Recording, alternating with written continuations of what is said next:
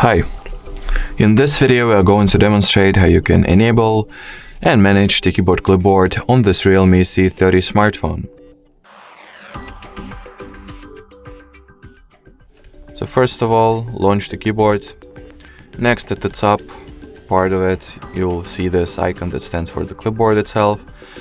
Once at the clipboard page, turn on this toggle, and as you can see, this will lead us to having the clipboard active. Next, if you would like to remove some of the elements you have at your clipboard, tap on this pencil, select what elements you would like to get rid of, and then tap on the trash bin. After that, if you would like for, well, basically practically anything to be added to the clipboard, simply copy it. So I'll type in the word car, I'll select it, copy, and once I get back to the clipboard, I'll see that the car element has been successfully added to it. Alrighty, so that would be it for this video. Thank you so much for watching, and bye bye.